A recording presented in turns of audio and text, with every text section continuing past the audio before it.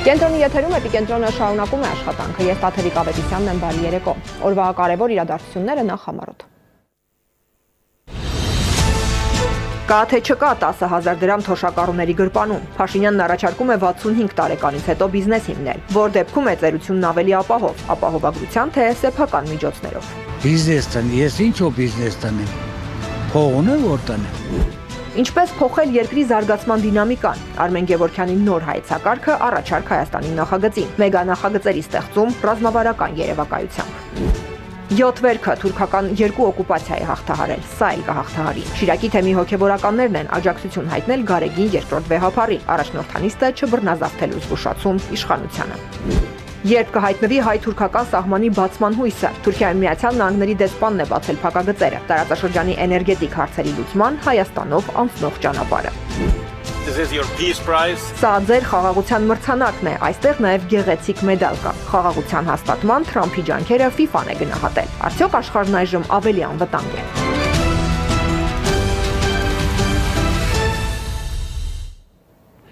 Հայաստանում մեգա նախագծերը ոչ միայն անհրաժեշտ, այլև հնարավոր են, համոզված է պատգամավոր Արմեն Գևորգյանը։ Նա իր նոր հայեցակարգն է ներկայացրել առաջարկ Հայաստանի նախագծին։ Պատգամավորը կիրառել է ռազմավարական երևակայություն տերմինը, որը նրա անկալմամբ ապագան տեսնելու եւ ստեղծելու ունակությունն է։ Մեգա նախագծերը Արմեն Գևորգյանի համոզմամբ գործիք են խոցելիության կառավարումից անցում կատարելու ստեղծագործական դիմադրողականության, որտեղ երկիրը ստեղծում է նոր կարողություններ, ոչ թե պարզապես արձագանքում է արտաքին սպառնալիքներին։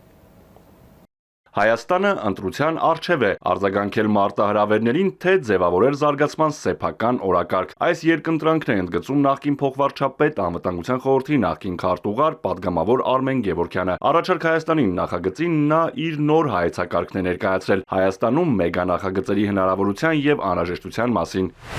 Մեգա նախագծերը նորություն չեն Հայաստանի համար։ Որոշներն արդեն իրականացվել են կամ իրականացվում են։ Օրինակ Զվարթնոց օդանավակայանի նոր տերմինալը, Իրան-Հայաստան գազատարը եւ Հյուսիս-Հարավ մայրուղու կառուցումը։ Այլ նախագծեր, ինչպիսիք են նոր ատոմակայանի կառուցումը, վաղուց քննարկվում են, բայց պահանջում են քաղաքական կամք եւ ռազմավարական կենտրոնացում։ Յուրաքանչյուր նախագիծ ռեսուրսների յուրաքանչյուր ներդրում պետք է երկրին ապահովի դիմադրողականության առնվազն 1 լրացուցիչ մակարդակ։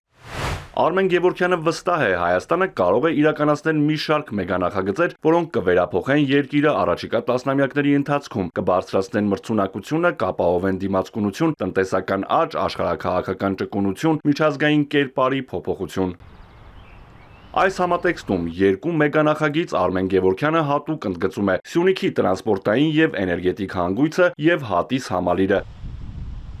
Հիսուս Քրիստոսի աշխարհում ամենաբարձր արձանի կառուցման նախագիծը ըստ պատգամավորի համատեղում է քաղաքակրթական, հասարակական եւ տնտեսական նշանակությունը, նախագծի գաղափարախոսությունը, ճանաչում, վերածնունդ, հպարտություն, առանցքային 3 ուղերձների վրա հիմնված արդեն դարձել է միավորող ուժ հասարակության տարբեր շերտերի համար։ Հատիս նախագիծը շատ ավելին է, քան պարզապես նոր հուշարձանային համալիր։ Այն կարող է դառնալ ազգային ինքնության, սոցիալական համախմբման եւ տարածաշրջանային զարգացման նոր կենտրոն, որը կծառայի հազարավոր մարդկանց, ընտանիքների, համայնքների եւ Հայաստանի պետության բարեկեցությանը։ Այն հազվագյուտ նախաձեռնություն է, որտեղ խորհրդանշական մոտիվացիան վերածվում է իրական հասարակական էներգիայի ու գործնական ներուժի։ Հատիսը կարող է դառնալ նաեւ պետական մասնավոր գործընկերության հաջողված օրինակ, ստեղծելով տնտեսապես եւ սոցիալապես բազմապատկիչ ազդեցություն։ Պետության դերը նման նախագծերում ոչ այնքան ֆինանսավորում որքան անհրաժեշտ պայմանների ապահովումը, վարչական խոչընդոտների վերացումը եւ միջավայրի ստեղծումը, որտեղ նախաձեռնությունը կարող է զարգանալ։ Սյունիքը նրա համոզմամբ կարող է դառնալ տարածք, որտեղ հատվում են BRICS-ն ու ԵԱՏՄ-ն, Իրանի, Հնդկաստանի, Չինաստանի, Եվրամիության, ԱՄՆ-ի եւ արաբական աշխարհի տնտեսական եւ ներդրումային շահերը։ Նախկին փոխվարչապետի գնահատմամբ սա ոչ միայն տրանսպորտային ծրագիր է, այլև միջպետական հաղորդակցությունների հարթակ, երկարաժամկետ համագործակցության միջավայր։ Բացի այդ, Սյունիքի տրանսպորտային եւ էներգետիկ հանգույցը պետք է մերժի միջանցքային սպառնալիքներով կառուցված մոդելները եւ փաստացի ուժեղացնի Հայաստանի ազգային անվտանգությունը, ներգրավելով հիմնական գործընկերների ներդրումները։ Ծավալուն հայեցակարգում պատգամավորը կետերով ու ենթակետերով նշում է նաև մի քանի կլաստերներ, որոնք կարող են կազմել մեր երկրի կայուն զարգացման ամբողջական ճարտարապետությունը։ էներգետիկ եւ արդյունաբերական ինքնաբավություն, նոր ատոմակայան, երկարաժամկետ էներգետիկ կայունություն, պղնձի ձուլման գործարան եւ մետաղական հումքի վերամշակող արդյունաբերության արդիականացում, տրանսպորտ եւ կապ։ Հայաստանը դառնում է ժամանակակից Պարսից ծոց Սև ծով միջանցք, հյուսիս-հարավ մայրուղի, արագընթաց կապ Իրանի եւ Վրաստանի հետ, երկրի ներսում շրջանների լոգիստիկ ինտեգրում, նոր երկաթուղիներ, Իրան-Հայաստան, Շիրակ-Վանաձոր, Իջևան, հին երթուղիների վերականգնում եւ վերակառուցում, Կարս-Գյումրի, Երևան-Երասխ-Ջուլֆա, Երևան-Իջևան սահման։ Մեգանախագծերը կարող են կառուցել դիմադրողականություն, ստեղծել տնտեսական նոր մասշտաբ, ամրապնդել երկրի դիրքերը եւ բացել ապագա զարգացման ուղիներ։ Դրանք կդառնան նոր դիվանագիտության, ներդրումների եւ ազգային ինքնագնահատականի հիմք եւ կվերափոխեն Հայաստանը առաջիկա տասնամյակների ընթացքում։ Արթուր Հակոբյան, Էպիկենտրոն։ Մայրաթոռում սպասավորող քահանաները անվերապահ հավատարմություն են հայտնել Գարեգին երկրորդ վեհափառին, նշել են, որպես Քրիստոսի եկեղեցու զինվորներ ամուր կանգնած են հոգևոր սահմաններին եւ թույլ չեն տալու որևէ արտաքին ուժի կողմից եկեղեցու ինքնավարության եւ ինքնիշխանության դեմ ուղղված ցանկացած գործողություն։ Մայրաթոռ Սուրբ Էջմիածնին ու Գարեգին երկրորդին անվերապահ աջակցություն են հայտնել նաեւ Գուգարած թեմի քահանաները։ Նրանք նշել են, կանգնած են զինվորյալ միաբանության եւ ազգընտիր Գարեգին երկրորդ ամենայն հայոց կաթողիկոսի կողքին։ Եթե բացի Շիրակի թեմի քահանաներից որևէ մեկը 7 վերք եկեղեցում պատարակ մատուցի, կնշանակի առաջնորդանիստը բռնազավթված է։ Այս բովանդակությամբ հայտարարություն են տարածել թեմի հոգևորականները։ Խոսքը Նիկոլ Փաշինյանի մասնակցությամբ պատարակի մասին է, որտեղ ըստ Փաշինյանի չպետք է հնչի ամենայն հայոց կաթողիկոսի անունը։ Շիրակի թեմի որևէ հոգևորական չի համաձայնել այս պայմանին եւ կասկած կար, որ այլ վայրից էր քահանա բերվելու։ Թեմի հոգևոր հայրերը նշել են, որ հիմա եւ միշտ իրենց կոչումին վայել անշեղորեն կանոնակարգ Սուրբ պատարակ են մատուցելու իրենց հավատարմությամբ առ Միածնաէջ Սուրբ Էջմիածնին եւ նրա օրինավոր գահակալ Գարեգին երկրորդ սրբազնագույն կաթողիկոս, հիշատակելու են հայրապետի եւ թեմակալ առաջնորդ Տեր Միքայել arczepiskopos Աջապահյանի անունները։ Նրանք նշել են, 7 վերքը հաղթահարել է թուրքական 2 օկուպացիա, սա էլ կհաղթահարվի պատվով։ Երկրի իշխանությունը հարձակվել է ազգային ինքնության 3 ամենից կարևոր բաղադրիչների վրա՝ եկեղեցի, պատմություն եւ զինվորներ։ Այս մտահոգությունն է հայտնել երկրորդ նախագահ Ռոբերտ Քոչարյանը իր աջակիցների հետ հանդիպմանը։ Ազգային ինքնության ամրապնդումը նրա համոզման պետականության հենասյուներից է։ Հաջորդը տնտեսությունն է, որը պետք է լինի ներառական հիմքում ունենալով բարենպաստ ներդրումային միջավայրը։ Այնինչ Հայաստանն ըստ նրա առաջին երկիրն է, երբ տնտեսությունը զարգանում է, բայց աղքատությունը չի իջնում։ Իսկ ամենից առաջ Քոչարյանի համոզմամբ երկրի առաջնորդը պետք է ամրապնդի պետականությունը, որն ըստ նրա առաջին հերթին անվտանգությունն է, բանակը եւ ռազմաքաղաքական դաշնակիցները։ Նա հռետորական հարց է տվել. ինչն է Հայաստանի իշխանության մոտիվացիան, որ անում է ճիշտ հակառակը։ Նշել է իր ընկալմամբ 3 տարբերակ։ Երկրի առաջնորդը գործակալ է, տգետ է կամ միտումնավոր է անում։ Լինում են դեպքեր, հաճախ չեն լինում, շատ քիչ են լինում, երբ երկրի առաջնորդի ազնական շահերը չեն համընկնում կամ հակադրվում են երկրի իրական շահերին։ Պատմությունը գիտի նման դեպքեր։ Հիմա փորձենք հասկանալ, միգուցե հենց այս դեպքն է այսօր Հայաստանի Հանրապետությունը։ Նիկոլ Փաշինյանին ձեռնտու է մի իրավիճակ, երբ Հայաստանը մշտական վտանգի առջև պետք է լինի նոր պատերազմ սկսելու հետ,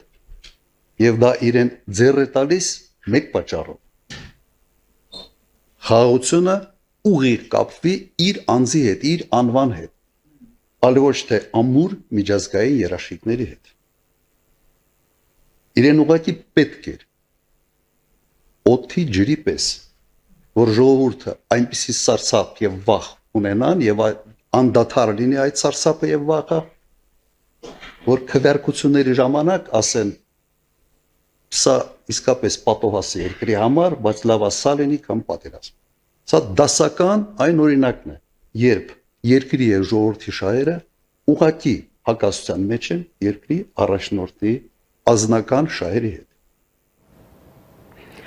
Պարակտումիճիկ կա Հայաստանի իշխանությունների կողմից, սա էլ հայ հեղափոխական դաշնակցության մտահոգությունն է։ Կուսակցությունն այսօր նշում է հիմնադրման 135-ամյակը։ ՀՅԴ բյուրոյի ներկայացուցիչ Հակոբ Տեր-Խաչատուրյանը լրագրողներին փոխանցել է, որ Հայաստանի իշխանությունները փորձում են պառակտել Սփյուռքը, բայց իրենք ամուր են։ Կառավարությունը նաև տեղ-տեղ խոչընդոտում է հայ դատի աշխատանքները։ Օրինակ, երբ ասում են, որ Արցախի հարցն այլևս իրենց համար գոյություն չունի, Արցախն Ադրբեջան է եւ վերջ կամ ցեղասպանության հարցում անտարբեր են։ Նույնիսկ հայ դատի բարեկամներն են տարակուսում, թե ինչու են Հայաստանի իշխանությունները անտարբեր։ Նկատելով, որ այս իշխանությունները քանթել են Հայաստանի սփյուռք ամեն գամուշները եւ ճշմարտաբար ամեն դեղ մի անժխտական քաղաքականություն են գերարգում, անհրաժեշտ է սփյուռքի մոտ վար բահել հայրենիքի անհրաժեշտության խաղապարը, որովհետև գազ անկված նույնիսկ աշխուժը սփյուռքի մեջ, որը սկսել են հոգնել եւ օդարվել Հայաստանից։ Սա մեզ համար անընդունելի երևույթ է, որ ամեն դեպք գտնում ենք, որ պետությունը ուրիշ բան է, իշխանությունը ուրիշ բան է, մեկը մնայուն է, իշխանությունը կնայուն, եւ այդ ուղղությամբ մենք չենք գնա որևէ մեկ ժամանակ երես ստացնել հայրենիքից եւ դի շարունակենք մեր հիմնական աշխատանքները նաեւ օժանդակելու Հայաստանի, նաեւ օգնելու, որ Հայաստանը ամրապնդվի, պաշտպանվի իր արտաքին թշնամիներից եւ հայտարարի մեր համագարկի առաջին հիմնական աշխատանքը հայրենիքի պաշտպանության եւ Արցախի հիմնահատցի խնդիրն է։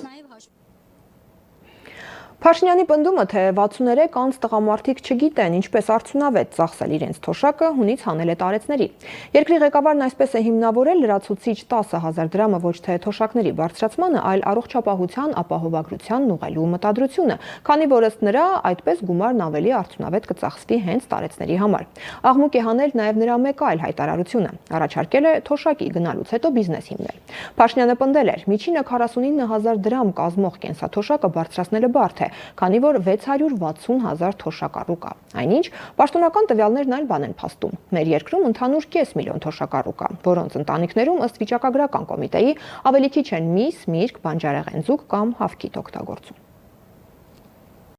10,000-ի մոտ չկա։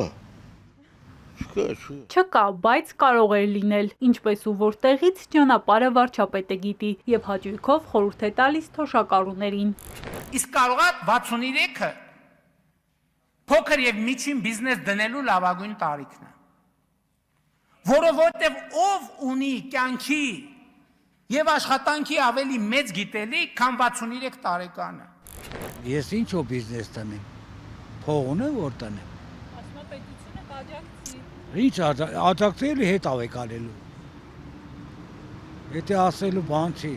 Տնտեսական աջակցության ծրագրեր կլինեն, խոստանում է Փաշինյանը, եւ ուրեմն թոշակառուներին մնում է ոչ թե կյանքի մայրամուտի, այլ արևածագի մասին մտածել ու գործել։ 63 տարեկանում կյանքը չի ավարտվում, 63 տարեկանում կյանքը սկսում է։ 63 տարեկանից կյանք է սկսում։ Բիզնեսը սկսում են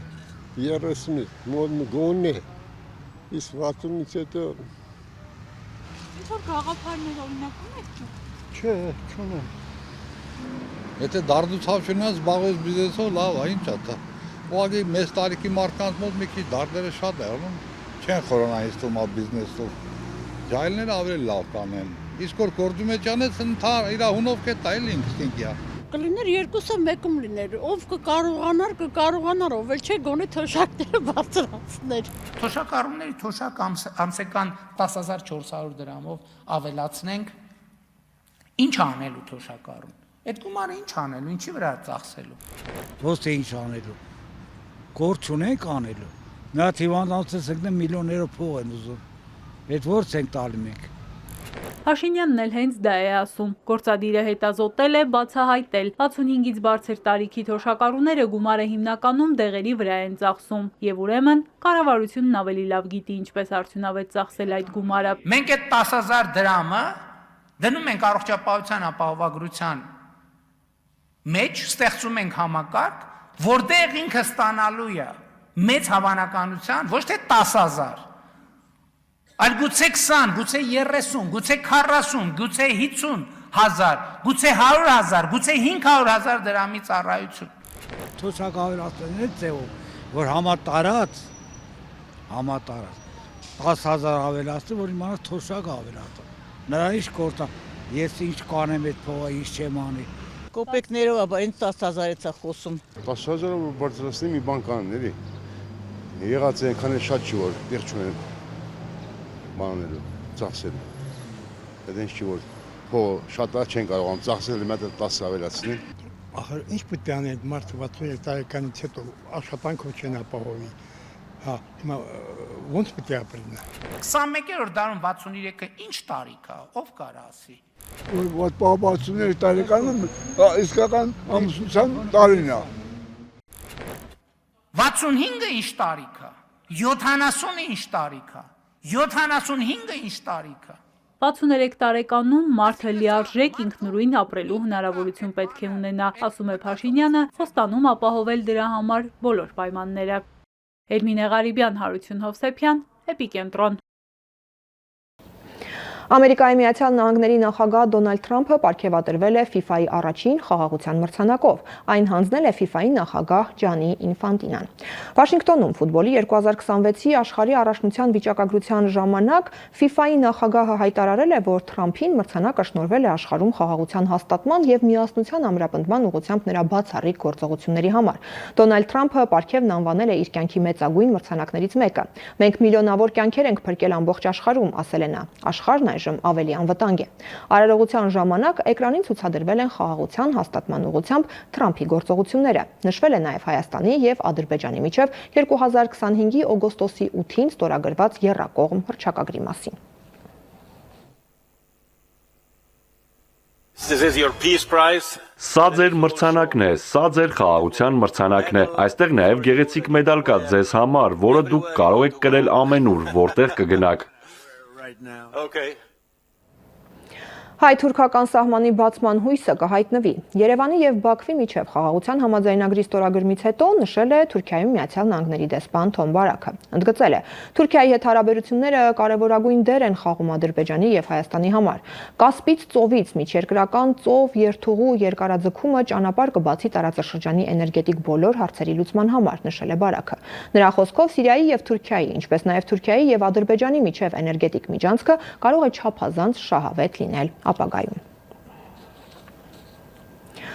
Ուկրաինայի համար տարածքից հրաժարվելը անթույլատրելի է, հայտարարել է այդ երկրի զինված ուժերի գլխավոր հրամանատար Ալեքսանդր Սիրսկին։ Իհարկե, մեզ համար անընդունելի է պարզապես տարածք տալը։ Ինչ է դա նշանակում ընդհանրապես հանձնել մեր հողը։ Դրա համար մենք մեր տարածքը չենք տալիս, ասել է նա։ Ալեքսանդր Սիրսկիի խոսքով Ուկրաինայի համար արդար խաղաղությունը նշանակում է խաղաղություն առանց նախապայմանների, տարածքի հանձնման բացակայություն եւ հրադադար ներկա առաջնագծի երկայնքով։ Ռուսաստանը խզում է Կանադայի, Ֆրանսիայի եւ Պորտուգալիայի հետ ռազմական ոլորտի պայմանագրերը։ Վարչապետ Միշուստինը ստորագրել է կարգադրությունները։ Կանադայի հետ այդ փաստաթուղթը ստորագրվել էր Մոսկվայում 1989 թվականին, Ֆրանսիայի հետ 1994 թվականին, իսկ Պորտուգալիայի հետ 2000 թվականին։ Ռուսաստանի արտգործնախարարությունը կողմերին կտեղեկացնի որոշման մասին։ Այժմ հոսանքի պլանային անջատումների մասին։ Հայաստանի էլեկտրական ցանցեր Փակ բաժնետիրական ընկերությունը տեղեկացնում է, որ դեկտեմբերի 2-ին պլանային նորոգման աշխատանքներ իրականացնելու նպատակով ժամանակավորապես կդադարեցվի հետևյալ հասցեների էլեկտրամատակարարումը։ Արաբկիր վարչական շրջան 11-ից 17-ը, Շահսուվարյան փողոց 3-ից 9 շենքեր, Կոմիտասի պողոտա 25-ի 2, 27-ից 35A, 29-ի 2-ից 31, 34-ից 38, 35-ի 2, 37, 39-ից 40 41-ից 43, 40-ից 44, 45-ից 47, 45-ի 1-ից 49, 46-ից 68A, 52-ից 54-ի 1, 54-ից 56A, 54B, 56, 59-ի 6-ից 61 շենքեր, Ադոնցի փողոց 18-ի 8, 19-ի 9, 19-ի 19 շենքեր, Վրացական փողոց 4-ից 8, 9, 10, 15-ից 17 շենքեր, Գրիբոեդովի փողոց 1A, 1B, 1-ի 1, 2-ից 4-ի 6, 5, 5A, 7-ից 31, 26 шենքեր, Գրիբոեդովի առաջին նրբանցք 11 շենք եւ 1-ից 14 առանձնատներ, Զարյան փողոց 1-ից 2-ի 1, 15-ից 17, 19-ից 21 շենքեր եւ 2-ից 18 առանձնատներ, Հայրիկ Մուրադյան փողոց 16-ից 35 շենքեր, Գյուլբենկյան փողոց 2-ից 2-ի 1 շենքեր, Հրաչյա Քոչարի փողոց 165-ից 171 շենքեր, Խաչատրյան փողոց 30-ից 32, 31-ի 1-ից 33-ի 1 շենքեր, Մամիկոնյանց փողոց 35-ից 39, 42-ից 44, 50, 54-ից 58 A շենքեր, Տիգրանյան փողոց 5-ից 7 շենքեր, Աջափնյակ վարչական շրջան 10-ից 16, Բաշինջաղյան փողոց 6, 159, 159-ի 1, 161, 163 շենքեր, Բաշինջաղյան Նրբանցք մասնակի, Դավթաշեն 10-ից 16, Միկոյան փողոց 25, 26, 27 շենքեր, Դավթաշեն Ձոր 1, 2 թաղամասեր եւ հարակից ոչ բնակիչ բաժանորդներ, Ավան վարչական շրջան 11-ից 13, Ավան Առինջ 1-ի 5, 2-ի 3, 2-ի 4 շենքեր, Պարույր Սևակ թաղամաս 4-րդ փողոց առաջին Նրբանցք 6 շենք, Պարույր Սևակ թաղամասի առանձնատներ, Պարույր Սևակ թաղամաս 20 փողոց առաջին եւ երկրորդ Նրբանցքների առանձնատներ, Աշխաբադի փողոց 2-ի 7 առանձնատուն, Ավան Առինջ առաջին եւ երկրորդ միկրոշրջանների առանձնատներ, Դոմուս Նազարյան գրուպ, B Երվայն, ՍՊԸ-ներ, Թիմ Տելեկոմ ՓԲ եւ հարակից ոչ բնակիչ բաժանորդներ, Նոր Նորք 11-ից 13, Նոր Նորք երկրորդ զանգված, Մոլդովական փողոց 4, 4-ի 1, 13, 15, 17, 19, 21, 23, 25, 25A, 25-ի 1, 25-ի 2, 25-ի 3, 25-ի 4, 27 շենքեր, Դավիթ Մալյան Նրբանցքի առանձնատներ, Արզնի Կատնամթերք, Զորախաչ, Կամուրջ, Պանարամա ՍՊԸ-ներ, Վեոլիա ջուր ՓԲ եւ հարակից ոչ բնակիչ բաժանորդներ, 11-ից 15, Նոր Նորք առաջին զանգված, Նանսենի փողոց 4-ի 1, 25-ի 3, 26-ի 2 շենքեր, Լվովյան փողոց 25, 27, 27-ի 1, 29 շենքեր, Մասիվ պարկ, շինսերտիֆիկատ ՍՊԸ-ներ, Իրանի Իսլամական Հանրապետության դեսպանատան կից կրթահամալիր, հարակից ոչ բնակիչ բաժանորդներ, 11-ից 17, Նոր Նորք 6-րդ զանգված, Շոպրոնի փողոց 3-րդ Նրբանցք 5 շենք, Արարատի մարզ 11-ից 12:30, Արտաշատ քաղաք, Ստեփանյան, Աթարբեկյան, Մխչյան, Թումանյան փողոցներ մասնակի եւ հարակից ոչ բնակիչ բաժանորդներ, 13:30-ից 15:30, Արտաշատ քաղաք, Մարքսի, Հակոբյան, Ալավերդյան, Թովմասյան, Օգոստոսի 23-ի փողոցներ մասնակի եւ հարակից ոչ բնակիչ բաժանորդներ, 14-ից 15, Ռանչպար, Արաքս գյուղեր մասնակի, Գեղարքունիքի մարզ 10:30-ից 14 եւ 14:30-ից 16:30, Ծովակ գյուղ մասնակի, 11-ից 14, Նորատուս գյուղ, Վերադարձ հյուրանոցառեստորանային համալիր, Գործարանային եւ Մամիկոնյան փողոցներ, Սպառած էլեկտրաէներգիայի անջատումների, ձեր իրավունքներին կամ պարտականություններին վերաբերող, ինչպես նաեւ այլ հարցերի առնչությամբ կարող եք զանգահարել 180 եւ 0800180 շուրջօրյա գործող հեռախոսահամարներով։ Հայաստանի էլեկտրական ցանցեր ընկերությունը հորդորում է հետևել էլեկտրաանվտանգության կանոններին։ Այսքանը այս թողարկմանը։ Իրադարձությունների զարգացմանը հետևեք մեր եթերում։ Ցտեսություն։